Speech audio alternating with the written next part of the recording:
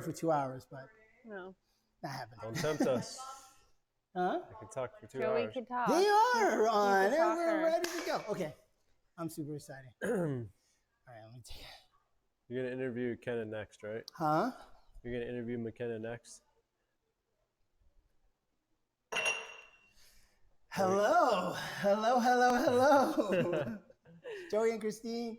How's it going?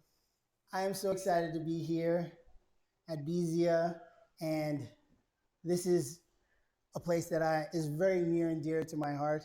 I love this place since the day you opened. I have been stalking you guys, like pretty much as a customer.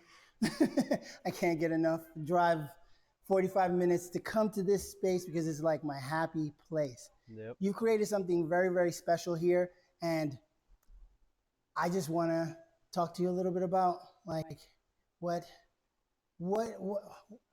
is the vision behind the brand? The vision behind the brand. So Bizia started out as kind of a vehicle to utilizing the invasive albizia wood. We were thinking about how do we create a scalable wood product for the state. Albizia trees are our most expensive invasive species to manage and also the most problematic for the state right now. And so we're spending millions and millions of tax dollars to cut these trees down and to manage them. And all of that lumber is going into the landfill. And being on an island, we're also incredibly import dependent.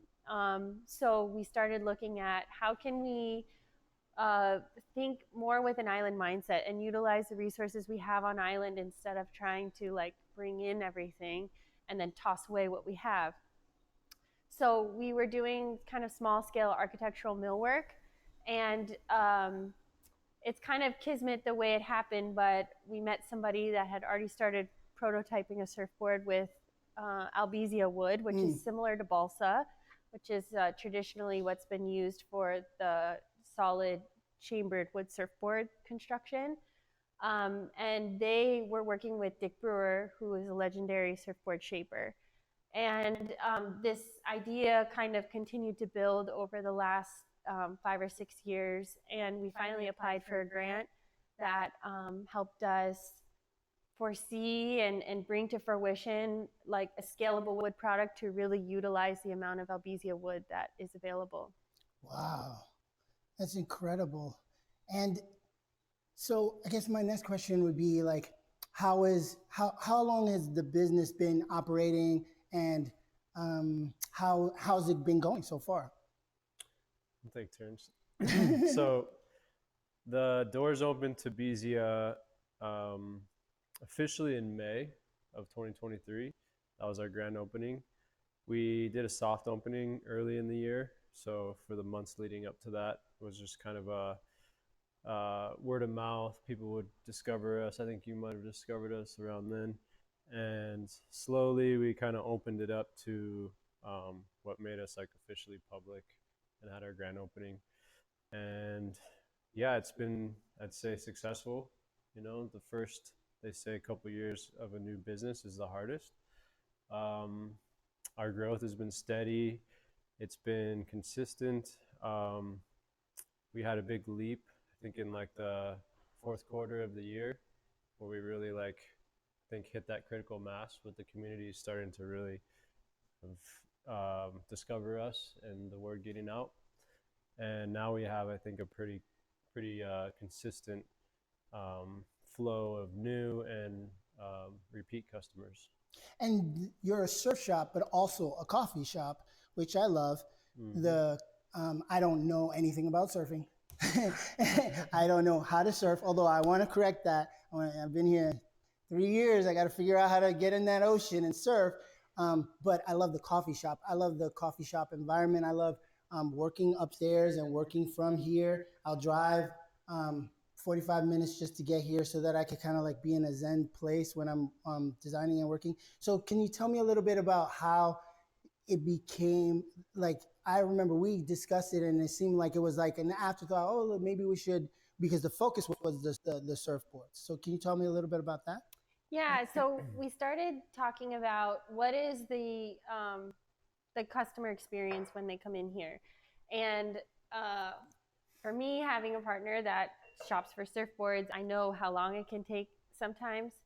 And I thought, wouldn't it be cool to have a little coffee bar if, people are coming in, they're thinking about a purchase or just browsing around, that it's a nice way to enhance the customer experience.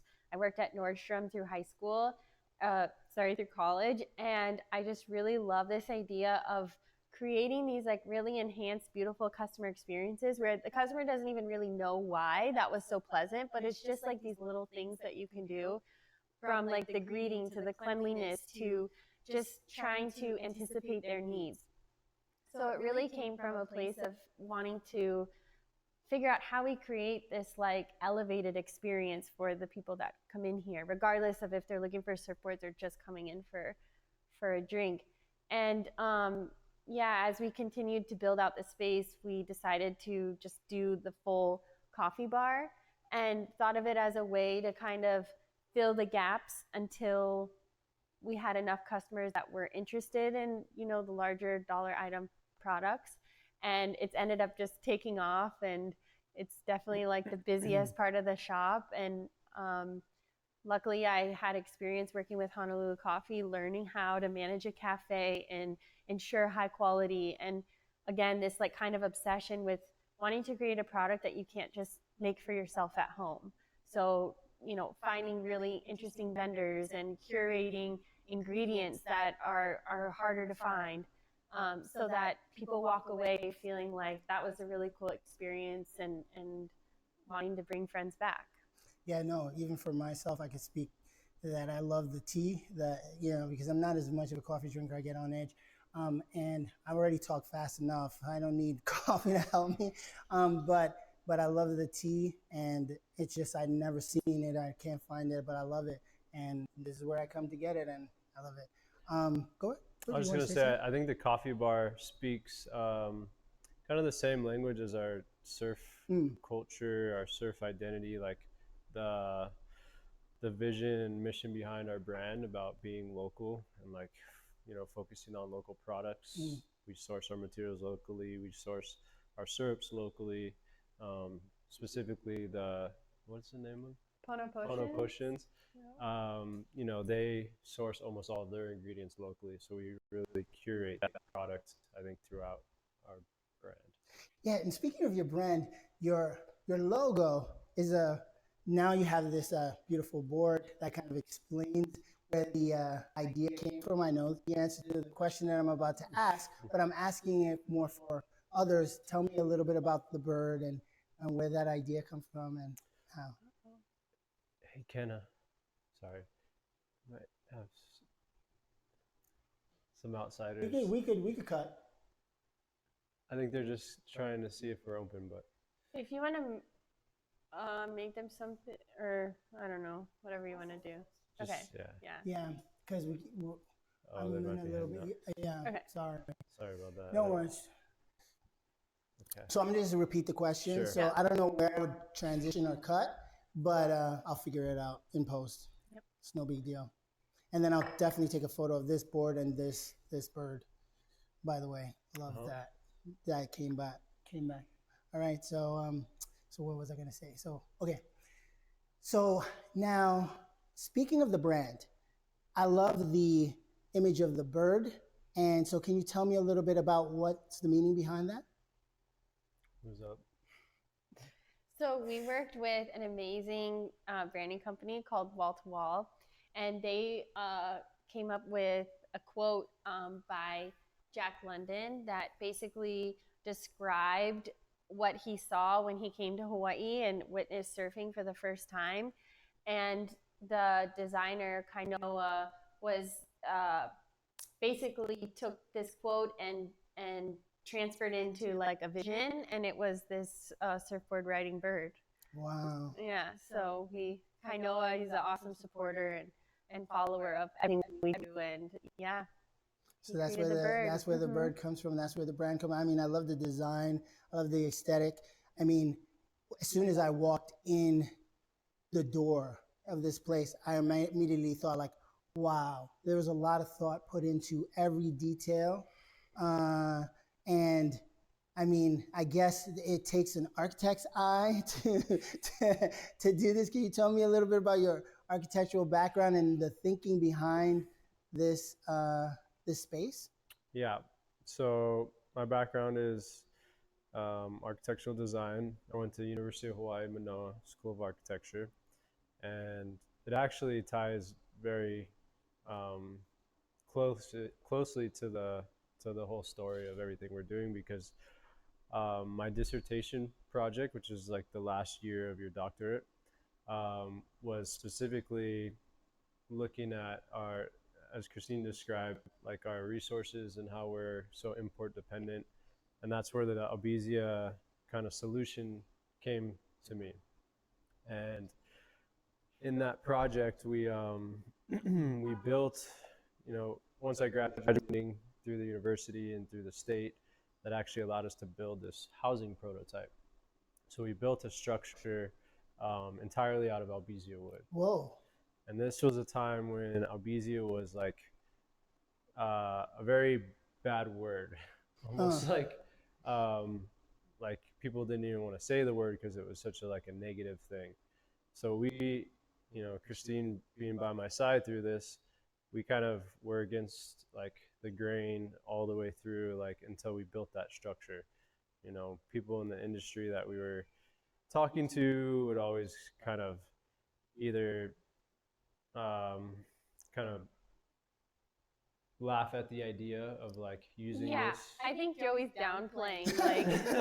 Like I would read the comments of the articles in the newspapers and stuff, and people were like angry about it. Nobody wants to talk about Albizia. Nobody wants to find solutions for it. Like it was very intense. It was a very intense topic for people.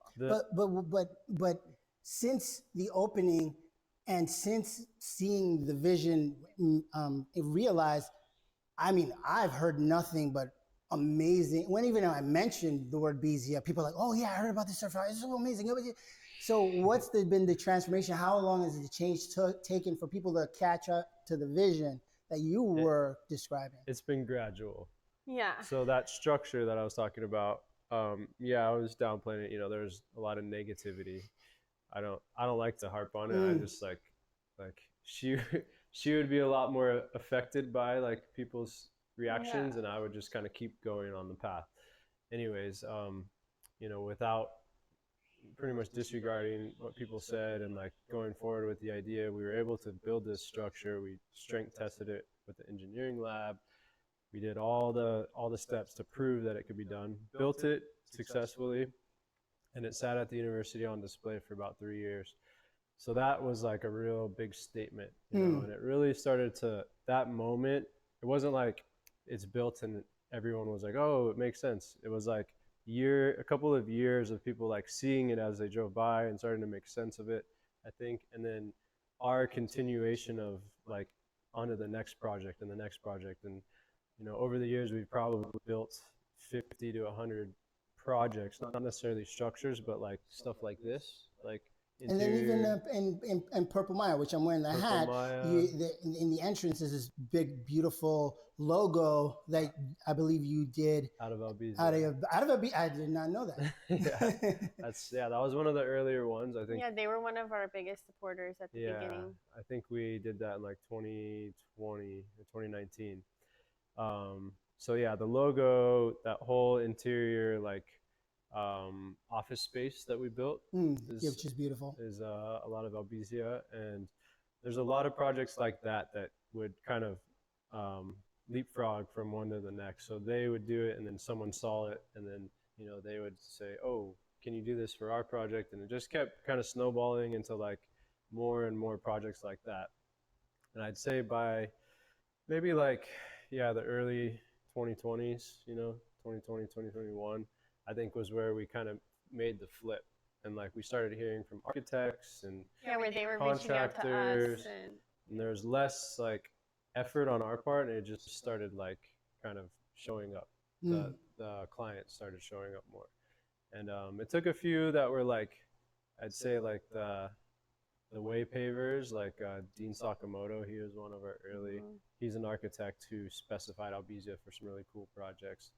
And some of those guys that like kind of saw the vision Jason Selly, early on. Patagonia. Yeah, Jason Selly. So those guys like really helped us to like put it out there into the public. And then I think we're at a point now where it's like there's no arguing that it's a useful material. Yeah, no, it definitely is. So I did not know this rich history, which is painful, but it shows the process of like, you know, entrepreneurship, and I'm just here to make progress. I love that. You know, I'm just gonna not focus on what people are saying, but focus on what I'm trying to accomplish. And so I just want to like kind of close with the idea of like, what is the vision for the future? You've taken this in unexpected and different directions, and so what is the vision for the future? I think it's hard to say, because when I look back, you know, and I put us back in, you know, 5-6 years ago when we were only a year or two in, I would have never imagined, like, looking across the parking lot. Right now we're sitting across the way from where we manufacture all of our Albizia millwork, that we would have our own bay, much less a coffee shop, and all the ways in which we can use Albizia featured in here. So it's kind of hard to say, but one thing we have always talked about is getting another bay where we have building materials that contractors can come out and pull from, you know, in order. So it's really just increasing the like exposure to the material and accessibility. That is what excites me. Also doing more restoration or creating uses for Albizia, because we want to restore our forests and plant timber for future generations and food for future generations. So yeah, I think it's continuing to explore products and opportunities and uses, and maybe another Bizia location potentially. Oh, you're open to that now? Yeah. No, I mean, Japan. I think that's, Japan. That would be amazing. Yeah. I'll definitely, I haven't been to Japan in a long time. That's where I learned to ski, and I definitely want to go back. I love the food. Every time, I could go on and on about Japan. I love Japan.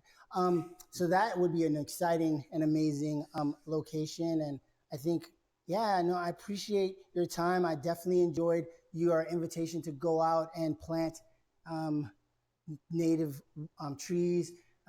That was an amazing experience to start the year, feeling like I'm getting my hands dirty and actually contributing to a place that's given me so much. So I thank you for giving me this space and allowing me to have like peace during the entrepreneurial storms. I definitely have to figure out one day how to get on one of these boards and learn how to surf. That's going to take time though. So we are going to start doing, we call them demo days. We're going to take out some of the demo boards that we have that are team rides and kind of open them up to the public so people can go out and try them. So we definitely should bring you on one of those days coming up. I think maybe in February or March we're gonna get the first one going. All right. Well, I'll bring my waterproof camera, and you can see me like just we'll get you just eat it a lot. I want to see you stand up. I'm gonna do it. I'm gonna try. I've been here like almost 3-4 years. There's no excuse. I am committed to do it. Sounds good. Yeah, Make it happen. All right. Well, thank you again. I appreciate you. And let's see what happens with this project. And I want to see it grow. And I'm always a fan. Thank you. From now on. Thank you so much. Appreciate you being such a loyal customer and such a big help in all this. Oh yeah, no, I'm here to help. I'll figure out how to cut it and end it, but oh my God, I love you guys. Thank you for being a part of my first episode. Sorry, we were just wrapping up like a